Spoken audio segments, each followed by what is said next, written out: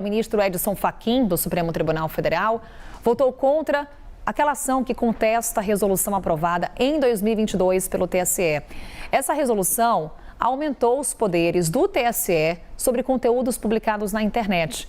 Quem está acompanhando esse julgamento no plenário virtual é o Pedro Nogueira, que vai trazer para a gente um pouco do voto do ministro Edson Fachin, que é o relator dessa ação, e também até quando vai, o julgamento, 18 de dezembro, certo, Pedro? Bom dia.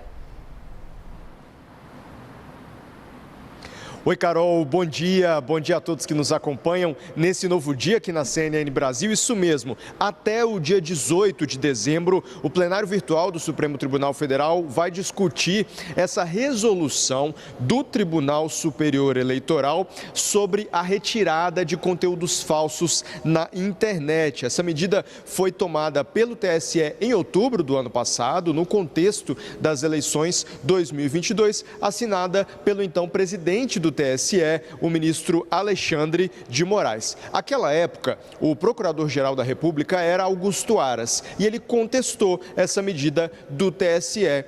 Trouxe ali alguns argumentos, por exemplo, contestou o aumento do poder de polícia do presidente do TSE, também disse que essa medida trazia algumas proibições que não estão previstas na lei e também que havia elementos de censura prévia. Aras foi então ao STF contra essa resolução.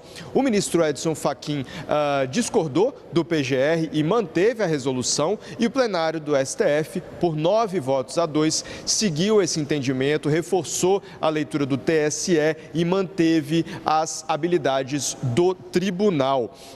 Agora a Corte vai julgar o mérito dessa resolução, entender ali e validar a constitucionalidade da resolução do TSE. O que tem aqui, eu vou trazer para a gente reforçar um pouco o entendimento desse contexto, Carol, uma das medidas que está contida nessa resolução, que vai desenhar aqui de forma clara esse entendimento do TSE.